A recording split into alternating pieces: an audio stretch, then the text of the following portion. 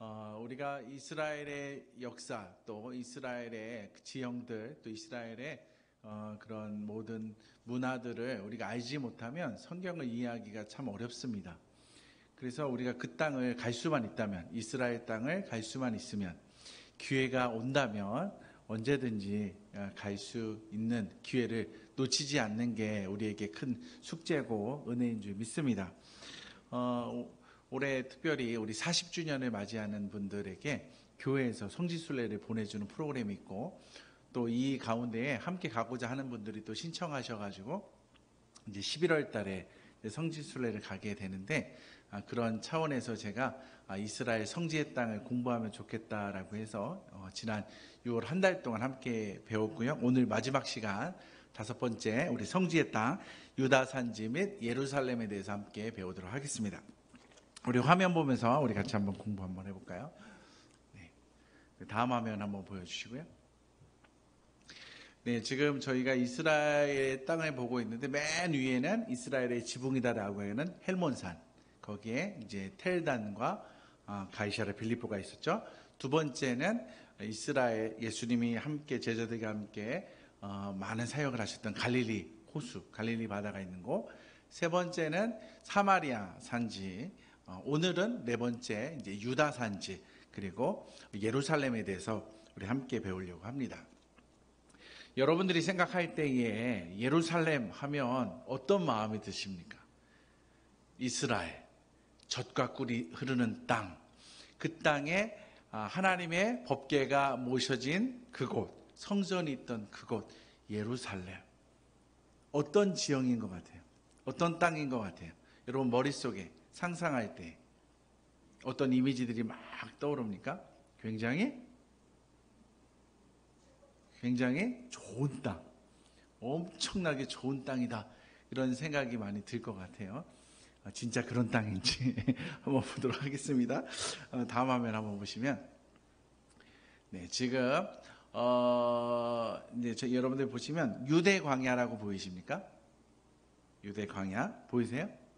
네, 그리고 그 밑에 유다 산지라고 보이십니까? 그리고 그 밑에 슈펠라 보이세요? 그리고 왼쪽에 네게부 광야 보이십니까? 지금 예루살렘이 어디냐? 유대 광야가 동쪽에 있어요. 네게부 사막이 서쪽에 있어요. 아니, 남쪽에 있어요. 남쪽에. 그리고 유다 산지에서 쉐펠라로 쭉 내려가는 엄청나게 험한 산길이 서쪽에 있습니다. 그리고 북쪽이죠. 북쪽은 산길로 이제 이루어진 거예요. 그러니까 여러분들이 볼 때 예루살렘이 있는 유대 산지는 동쪽은 광야고, 남쪽도 광야고, 서쪽은 벼랑 끝처럼 내리달리는 산지고, 북쪽은 산으로 연결되어 있는 곳이다 라고 했을 때, 여러분 사람이 살기 좋은 곳입니까? 사람이 살기 어려운 곳입니까? 어려운 곳이죠. 굉장히 어려운 곳이 바로 이스라엘입니다. 다음 화면 보시면, 제가 이제 첫 번째 시간에도 한번 말씀을 드렸는데, 이게 이제 예루살렘을 둘러싸고 있는 지형도거든요. 지층도. 여러분 왼쪽과 오른쪽 이렇게 보이는데, 지금 지층이 깨져 있어요. 쫙 깨져가지고 서로 밀려 있는 모습을 보는데, 오른쪽 끝에 보면 바다라고 써 있어요. 여기가 지중해입니다. 그리고 지중해에서부터 해안 평야가 있다가 갑자기 언덕이 생겨요. 언덕. 그래서 여기 쉐팔라 언덕이라고 하는데, 여기가 이제 과수 농사 짓기가 아주 좋은 땅입니다. 그리고 지중해로부터 이제 따뜻한 그 습도 많은 그 바람이 막 올라가다가 유다 산지가 너무 높으니까 올라가다 힘이 들어가지고 비를 다 쏟아버리는 거예요. 비를 다 쏟아버려요. 그리고 건조한 바람이 쭉 넘어갑니다. 그래서 유다 산지를 넘어가면 반대쪽에 유다 광야가 생기는 거예요. 유다 광야가. 그런데 그 유다 광야가 쭉 또 비탈길로 내려달리는데, 거기에 뭐가 있습니까? 사해 바다가 있습니다. 사해 바다는 지구상에서 가장 가장 낮은 곳에 있는 바다입니다. 가장 깊은 바다라고 해요. 깊은 바다. 그래서 갈릴리로부터 요단강으로 민물이 들어와서 이 사해바다에 모이는데, 해수면 높이보다 훨씬 밑에 있기 때문에 여기가 소금바다가 되는 거예요. 소금바다.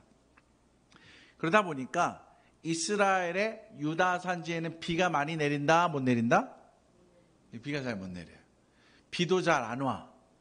그 다음에 양쪽에는 다 사막이 있어. 한쪽에는 비탈길이야. 한쪽만 막으면 되는 거예요. 그래서 이런 곳에 누가 많이 살았냐면, 따라합시다. 갈데 없는 사람들. 갈데 없는 사람들. 우리나라 그 사극 같은 거 보면 갈데 없는 사람들이 지리산 산골짜기로 들어가서 살아요. 그 사람들이 뭐라고 얘기합니까? 도적대. 도적대들이 집단을 이루고 사는 거예요. 왜? 여기는 사람들이 산이 너무 깊어가지고 오지를 않아. 어디 숨어 있는지도 알 수도 없어요. 그런 곳에 사람들이 살았습니다. 그래서 이 예루살렘이라는 이 땅은 이스라엘 백성들이 가나안 땅으로 들어와가지고 땅을 다 분배받았음에도 불구하고 이 땅을 점령하지를 못해요.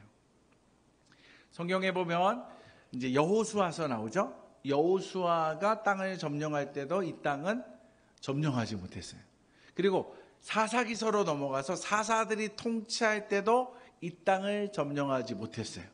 우리가 잘 알고 있는 사무엘 선지자가 있을 때도 이 예루살렘 땅을 점령하지 못해요. 그럼 언제 점령하느냐? 사무엘 하, 다윗이 유다의 왕이 되었을 때에 군사들을 이끌고 이제 예루살렘 산성으로 올라가 가지고 이 땅의 주민들을 다 몰아냅니다. 그게 사무엘사 5장 7절에 나와 있습니다.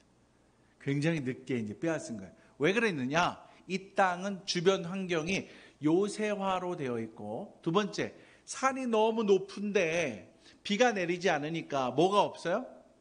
물이 없는 거예요. 물이 없다 보니까 사람이 살기가 어려운 거예요. 사람이 살기가 어려워요.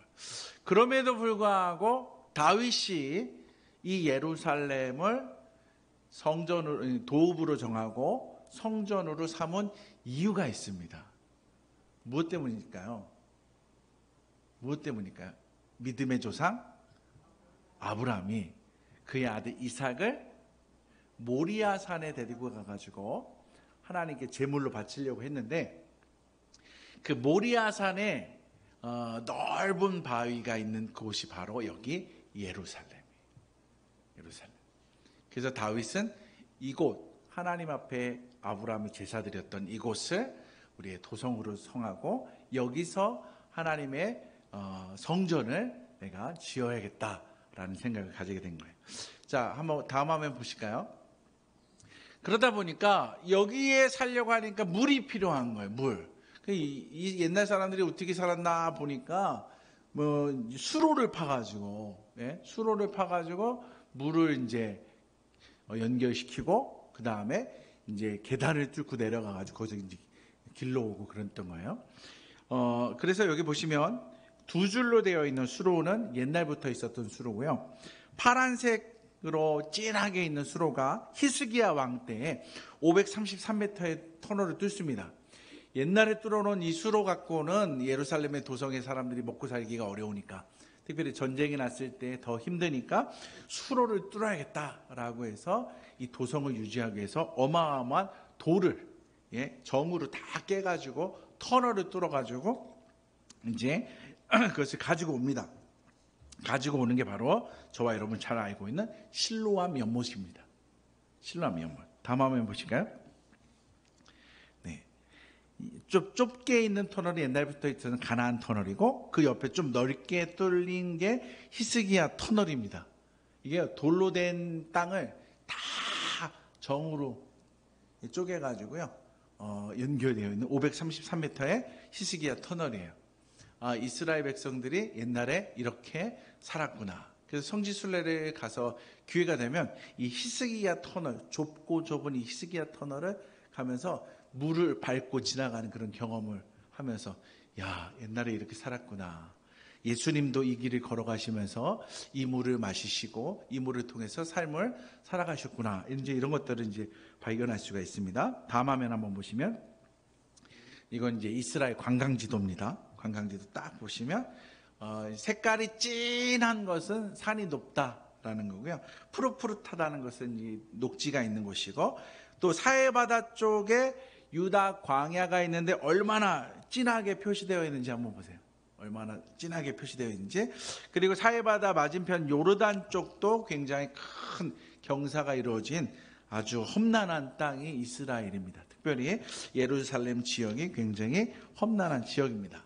다음 화면 보시면 이제 이 땅에서 이제 펼쳐지는 그런 지명들, 성경의 역사들을 보는데, 특별히 예루살렘 맨 가운데에 파란색으로 박스 쳐놨는데 예루살렘 보이십니까? 예루살렘. 그 다음에 예루살렘 바로 밑에 뭐가 보이죠? 베들레헴. 그리고 오른쪽에는 베다니. 그리고 위에는 뭐가 있죠? 엠마오가 있죠. 엠마오에서 화살표를 보면 어디로 갑니까? 욥바로에서 가이샤라로 가는 그 길목들. 부활하신 예수님께서 엠마오로 가는 두 제자를 만나셨고, 엠마오로 가는 두 제자의 발걸음을 욥바로 향하시면서 무두장이 집에 있던 베드로가 환상 가운데에 이방인들에게 세례를 베풀 그런 은혜를 경험하게 되고, 가이사라에서 온 그 백부장을 통해서 그가 가이사라에 가서 이방인에게 복음을 전한 이야기, 엠마오에서 욥바로 가이사라로. 또 엠마오에서 또 어디로 갈 수가 있습니까? 사마리아. 그래서 사마리아에 가서도 복음을 전했던 이야기. 또 예루살렘에서 또 어디로 내려갑니까? 어디로 내려가요? 화살표가 여리고. 예. 이렇게 보면 올라가는 거 아닙니까? 아니, 엄청나게 높은 산에서 여리고라는 지역으로 내려가는 거예요. 지리가 어디에 있는지 한번 보세요. 자, 예루살렘 밑에는 어디? 베들레헴. 예수님이 탄생한 베들레헴. 자, 예루살렘 오른쪽 광야 쪽에는 어디예요? 베다니. 그 다음에 예루살렘에서 사마리아 쪽으로 있는 도시는 엠마오에서 동쪽으로 내려가면 뭐가 있다? 여리고가 있다. 이런 지리적인 감각이 좀 있어야지 성경을 읽을 때 이런 일들이 일어나고 있구나, 이런 것들을 발견할 수가 있습니다. 다음 화면 보시면 베들레헴에 가면 이제 어떤 교회가 있느냐? 예수님의 탄생교회가 있습니다. 예수님의 탄생교회. 특별히 이스라엘은 여러 나라로 인해서 공격당하고 성이 엄청나게 무너졌는데, 여러분 베들레헴 마구간에 예수님이 탄생했을 때에 누가 찾아와서 예물을 드립니까? 동방박사들이. 동방박사들이 별을 보고 와가지고 황금과 유향과 물약을 아기 예수님께 드리잖아요. 이 베들레헴 예수 탄생 교회를 가보면 벽에 그 동방박사 그림들이 있는 거예요. 그래서 페르시아군이 와가지고 이스라엘을 초토화시킬 때 딱 보니까 여기 우리 조상들의 그림이 있네. 우리 조상들 누구예요? 동방박사 그림이 있네. 그래서 여기는 우리 조상들의 흔적이 있는 곳이다라고 해서 파괴하지 않습니다. 굉장히 오래된 곳이에요. 재밌죠? 네, 다음 화면 보시면 이제 예루살렘에서 동쪽으로 유대 강야 쪽에 베단이라는 지역이 있는데, 요한복음 11장에 가보면 나사로가 죽잖아요. 죽은 지 며칠이 지납니까? 나흘이 지났다라고 하잖아요. 그래서 썩은 냄새가 막 진동하자 마르다가 나와가지고, 예수님 왜 당신이 왜 이제 오셨습니까? 진작에 오셨으면 내 오라비가 살았을 텐데요. 그때 예수님이 뭐라고 합니까? 성경 한번 찾아볼까요? 요한복음 11장. 요한복음 11장 한번 말씀 찾아볼까요? 요한복음 11장 25절과 26절 말씀 우리 함께 읽어보도록 하겠습니다. 요한복음 11장 25절과 26절 시작. 예수께서 이르시되 나는 부활이요 생명이니 나를 믿는 자는 죽어도 살겠고 무릇 살아서 나를 믿는 자는 영원히 죽지 아니하리니 이것을 내가 믿느냐. 그래도 내 오라비는 썩은 냄새가 나는데요, 이게 어찌 가능하겠습니까? 근데 예수님이 무덤 문을 열어라 라고 하니까 썩은 냄새가 막 진동했잖아요. 그리고 나사로야 나사로야 나오너라 라고 하니까 죽었던 썩은 냄새 냈던 그 나사로가 천을 동인 채 무덤에서 나오는 기적의 역사를 발견하게 됩니다. 이 베다니가 왜 중요하냐? 그리고 오늘 읽은 요한복음 11장 25절과 26절이 왜 중요하냐? 예수님이 갈기갈기 십자가에서 찢기시고 죽으신 후에 하나님의 능력으로 살아날 수 있다. 부활할 수 있다. 사람은 할 수 없지만 하나님의 능력으로는 가능하다라는 것을 예고편으로 보여주는 사건입니다. 예고편으로. 이거 굉장히 중요한 지역이에요. 네, 베단이라는 지역 굉장히 중요해요. 다음 화면 보시면 이제 여기가 이제 예루살렘입니다. 저 위에 보니까 성전산 보이십니까? 감람산도 보이시고요. 그 다음에 가운데에 뭐가 있습니까? 이제 기드론 골짜기도 있고 예루살렘이 있습니다. 예루살렘이 있는데 오늘날 이 예루살렘에 가면 이게 올드시티가 있고요. 그 다음에 이제 새로 이제 확장되어 있는 예루살렘이 있어요. 올드시티는 뭐냐? 옛날 다윗 시대부터 살았던 그 예루살렘을 올드시티라고 하는 거예요. 자, 다음 화면 보시면요. 그 올드시티 안으로 들어가 보면 아주 재밌는 현상들이 나타나는데, 이제 위에서부터 볼까요? 녹색 부분에 빨간색 이슬람 구역 보이십니까? 이 올드시티가 4개로 나누어서 사람들이 이제 구역을 정해놓고 살아가고 있는데, 첫 번째 동쪽에는 누가 살아요? 이슬람. 자, 서쪽에는 빨간색 기독교. 그 아래쪽에 노란색은 아르메니아. 그 다음에 또 파란색은 유대인. 이 올드시티 안에 4부류의 종교를 가지고 있는 사람들이 구역을 정해놓고 지금 살아가고 있습니다. 구역을 정해놓고 살아가요. 그래서 여기가 시끄러워요. 그래서 예루살렘에서 베들레헴으로 가거나 엠마오로 가거나 여리고로 가거나 예루살렘에서 내려가는 길들은 다 괜찮아요. 아무데도 다 갈 수가 있는데 그 여리고에서 베다니에서 베들레헴에서 예루살렘으로 올라올 때는 검문 검색을 해야 돼요. 종교에 여러 가지 문제들이 있기 때문에. 그 다음에 원래 여기에 살던 팔레스타인 난민들이 있었는데 이들을 몰아내고서 유대인들이 들어왔기 때문에 여러 가지 요소들이 있어요. 그래서 이 성전 안에서 예루살렘 성 안에서 우리가 사이좋게 잘 지내자라고 해가지고요 4개의 구역을 놓고 살아가고 있습니다. 자, 여기서 이제 중요한 게 있는데 그 다음 화면 보시면 자, 노란색 황금돈 사원, 이거는 이슬람 사원입니다. 이슬람 사원. 여기가 바로 성전이 있던 자리예요. 뭐가 있어요? 성전. 특별히 여기에 뭐가 있느냐? 아브라함이 이삭을 바쳤다는 넓은 돌이 있어요. 돌 위에다가 황금돔 사원을 지은 거예요. 그리고 이슬람의 창시자가 여기서 이제 하늘로 승천했다라고 하면서 기념 사원을 만들어 놓은 거예요. 그러니까 이슬람에게도 굉장히 중요한 곳이에요. 우리는 여기가 성전이었는데 이슬람에게 지금 빼앗긴 거예요. 맞은편에 뭐가 있습니까? 성묘 교회가 있어요. 여기가 골고다 언덕입니다. 여기가 어디라고요? 골고다 언덕. 예수님이 죽으시고 묻히시고 부활하신 곳. 성묘 교회가 있는 곳이에요. 예루살렘에서는 굉장히 중요한 지역입니다. 다음 화면 보시면 자, 이스라엘 이제 예루살렘의 성전이 다 무너져 내렸는데 이게 이제 서쪽 귀퉁이 하나가 남겨진 거예요. 다 무너져 내렸는데 예루살렘 성전에 서쪽 귀퉁이 하나가 탁 남겨져 있는 거, 그게 바로 통곡의 벽입니다. 그러니까 이스라엘 백성들은 그 남겨진 성벽을 붙잡고서 하나님 우리의 회복을 허락하여 달라고 다 여기 와서 이제 기도하는 거예요. 그래서 이 통곡의 벽에 가보면 전통 의상을 하고 있는 유대인들을 만날 수가 있는 거예요. 그래서 이 사람들이 기도 제목을 막 적어가지고 성벽에다가 막 이렇게 꽂아놔요. 그러면 또 다 치워가고 또 꽂아놓고 또 꽂아놓고 그러면서 이제 소원을 두고 통곡하면서 기도하는 것이 바로 이 통곡의 벽입니다.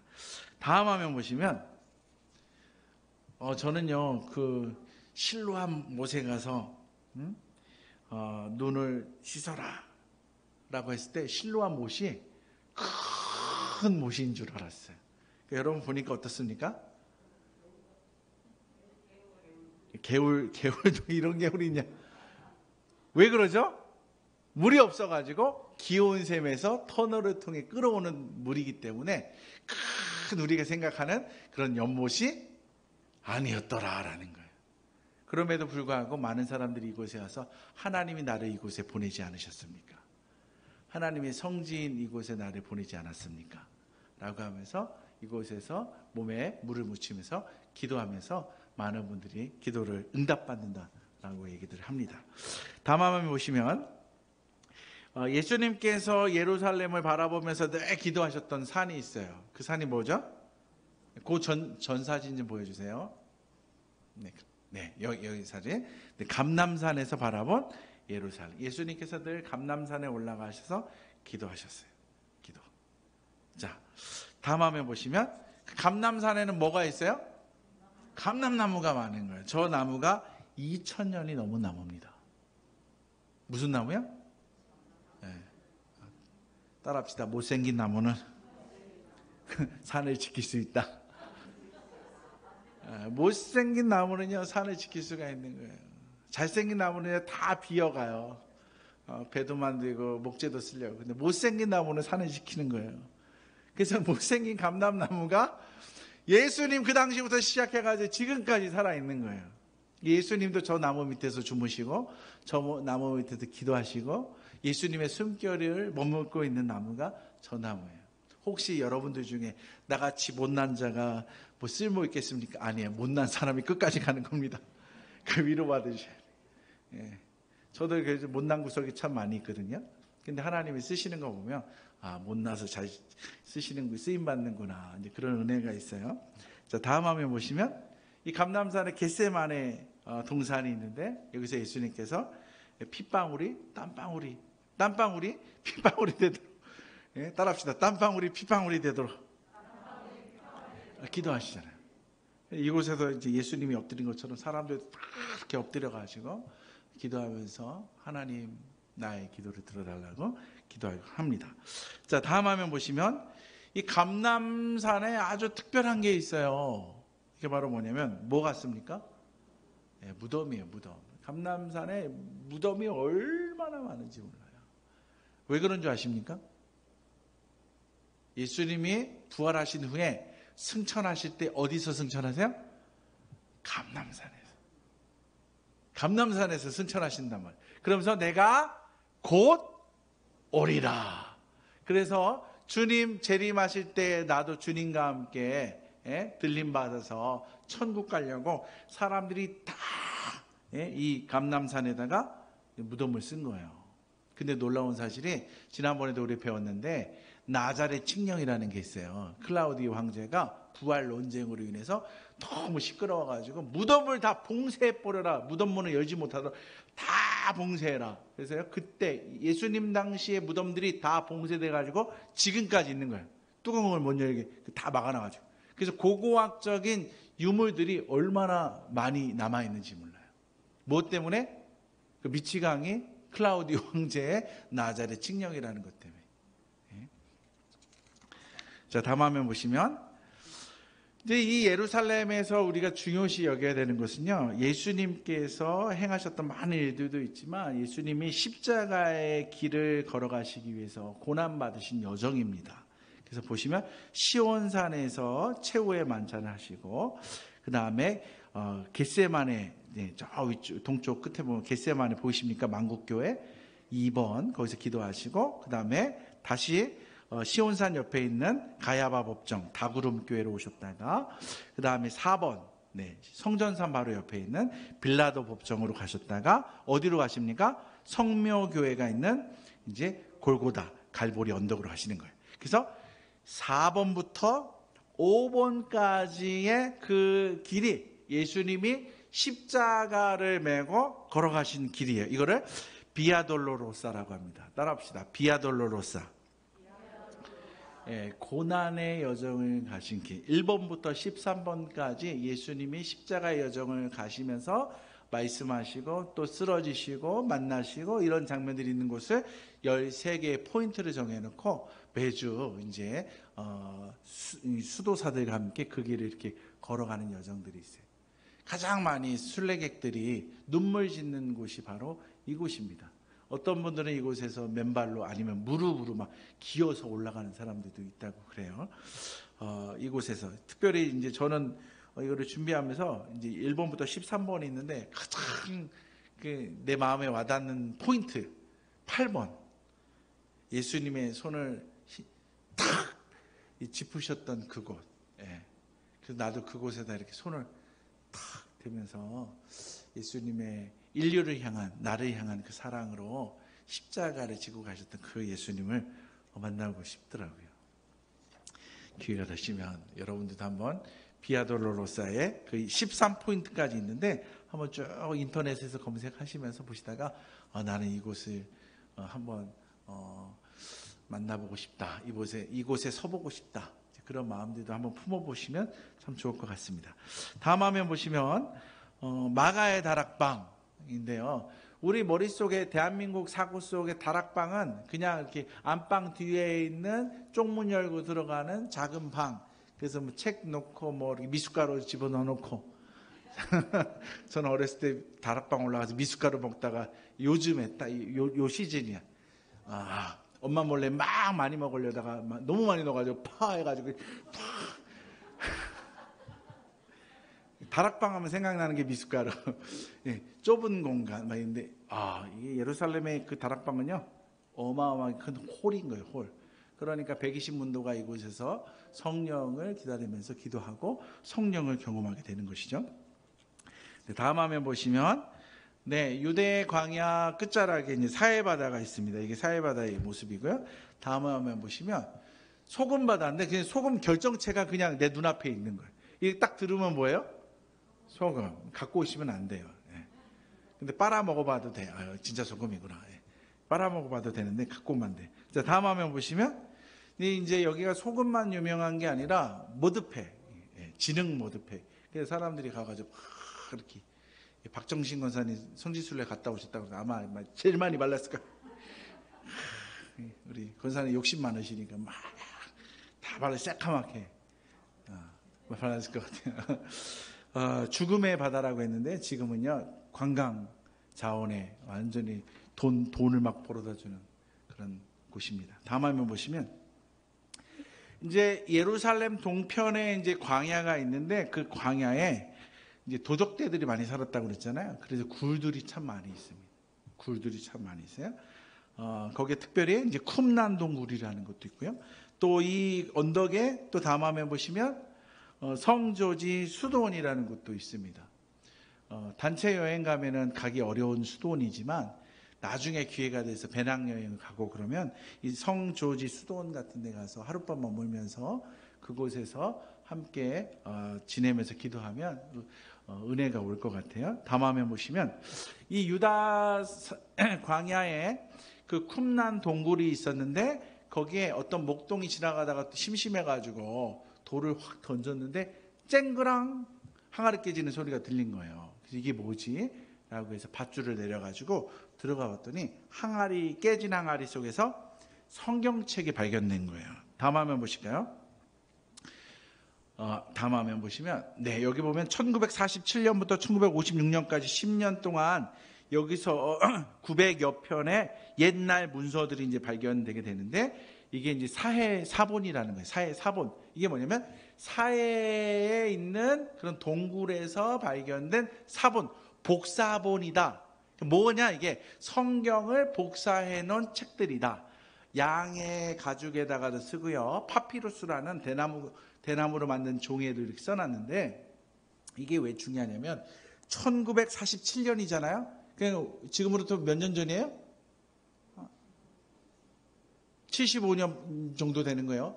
요 당시가 어떤 당시냐? 신학적으로 자유주의라는 신학이 막 있으면서 신약 성경, 구약 성경은 다 신화적인 요소를 담고 있는 뻥치는 책이다라고 얘기를 했어요. 뻥이다. 그래서 성경의 권위가 하나님의 말씀이 아니라 사람들이 그냥 소설 같은 책을 써놓은 것이다 라고 하면서 이 성경의 권위를 땅에 딱 이렇게 떨어뜨려 버렸어요. 그리고 사람들은 그걸 진짜 믿기 시작했어요. 그때 어느 누구도 이것에 대해서 말할 수가 없어요. 증명할 수가 없기 때문에. 그런데 1947년에 목동이 돌을 던져가지고 항아리에서 문서가 나왔는데 이게 뭐냐? 사본인데 이사야서 말씀이 그대로 적혀져 있는 거예요. 그대로. 이사야서 말씀이 7m 34cm의 엄청 긴 종에다가 계속 해서 두루두루 말하는 거예요. 근데 그게 오늘날 갖고 있는 이사야 성경하고 거의 일치합니다. 거의 일치해. 그걸 통해 가지고 이것은 그대로 보존되어 있는 가장 역사적인 가치가 있는 문헌이 나오고 땅바닥에 떨어진 성경의 권위를 세워주는 놀라운 사건이었다. 엄청난 사건입니다. 이때부터 이제 자유주의 신학자들이 이제 힘을 못 쓰게 돼요.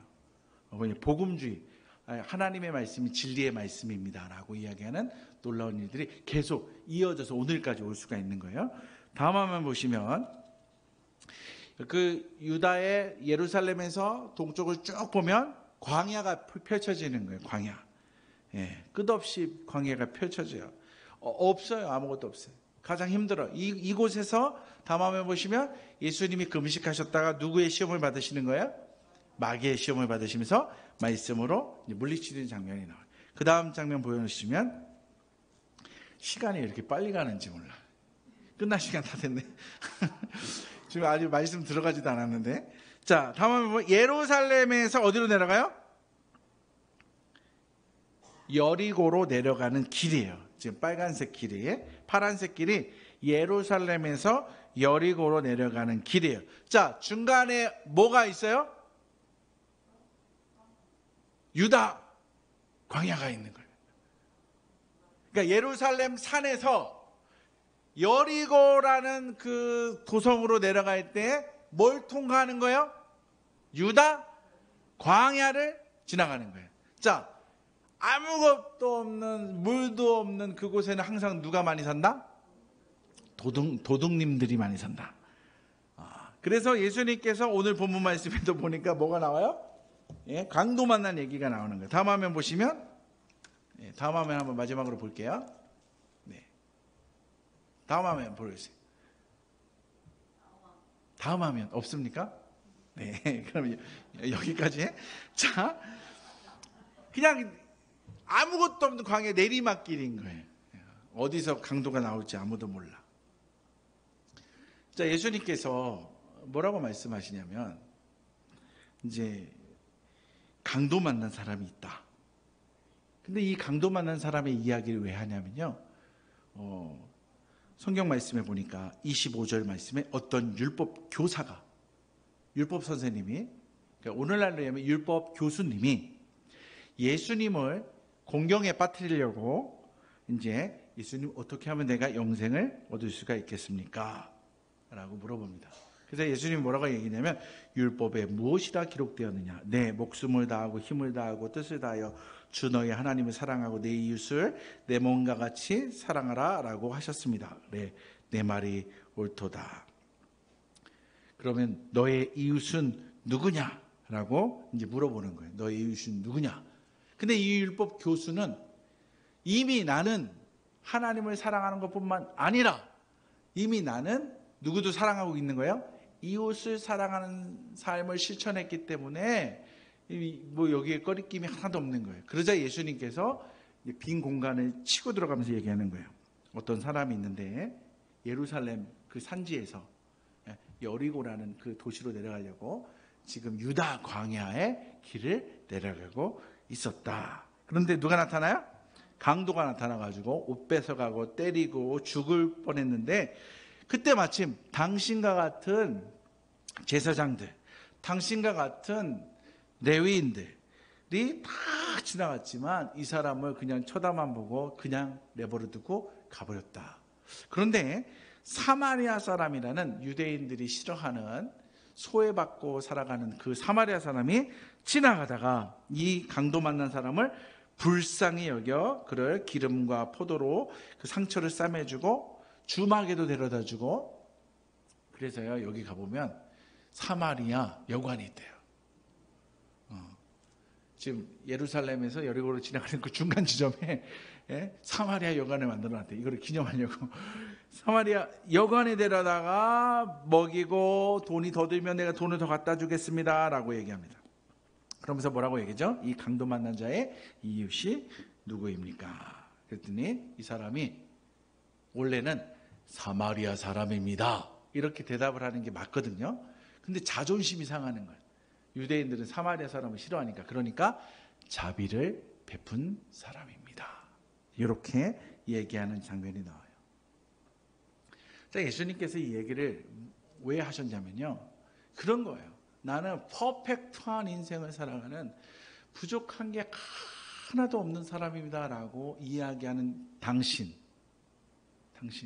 당신도 언젠가 어느 때 어떻게 될지 아무도 모른다.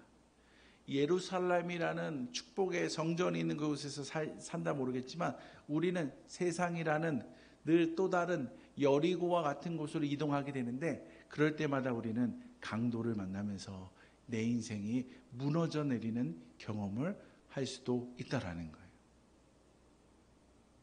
그러니까 당신은 진정으로 당신에게 필요한 것은 당신을 도와줄 수 있는 이웃이 필요하다라는 거예요.